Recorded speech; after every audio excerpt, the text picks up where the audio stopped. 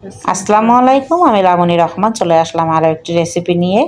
কাঁচকলার আলু দিয়ে কই মাছের ঝোল। চলুন শুরু করা যাক। প্রথমে আমি ফ্রাই প্যানে তেল দিয়ে তেল গরম হয়ে আসলে এর মধ্যে একে একে কই মাছগুলো ভাজি করে নিব। ঝাল হলুদ লবণ দিয়ে আমি আগে থেকে কই মাছগুলো মাখিয়ে রেখেছিলাম। তারপরে আমি কড়া করে ভাজি করে নিব।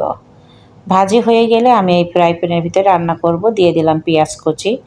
পেঁয়াজ কুচি বাদামি রং হয়ে আসলে এর মধ্যে আমি একে একে মশলা অ্যাড করে দিব। দিয়েছি আদা, রসুন, পেঁয়াজ, জিরে বাটা। দিয়ে মশলাগুলো আমি ভালো করে কষিয়ে নিব। দিয়ে দিলাম পরিমাণ মতো হলুদের গুঁড়া, ঝালের গুঁড়া,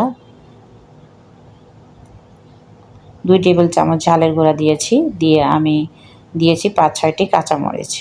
দিয়ে মশলাটা আমি একটু কষিয়ে নেব। দিলাম স্বাদ মতো লবণ। লবণ দিয়ে আমি ভালো করে মশলাটা কষিয়ে নেব। মশলা থেকে তেল ছেড়ে দিলে আমি এর ভিতরে কেটে রাখা সবজিগুলো দিয়ে দিব। দিয়ে ভালো করে কষিয়ে নেব। আবার যখন কষানোর পরে যখন সবজি থেকে তেল ছেড়ে দেবে এর ভিতরে আমি দিয়ে দেব ফুটান্ত গরম পানি। গরম পানি দিলে তরকারিতে একটু স্বাদ ভালো লাগে, তাই আমি সবসময় গরম পানি ব্যবহার করি। ভালো করে নেড়ে আমি ঢাকনা দিয়ে ঢেকে দেব।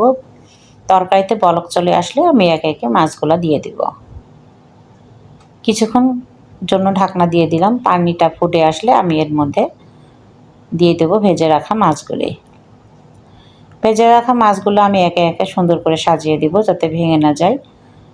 আর কই মাছগুলো একটু বড় সাইজের, আশা করি ভাঙবে না।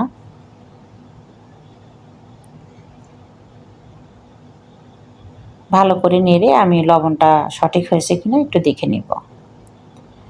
তরকারিতে ঝোল শুকিয়ে এসছে।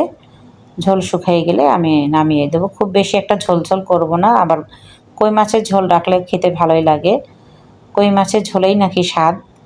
গরম গরম ভাতের সাথে পরিবেশন করুন কই মাছের ঝোল, খেতে অনেক সুস্বাদু। আজ আমার তরকারিটা আসলেও অনেক সুস্বাদু হয়েছে খেতে।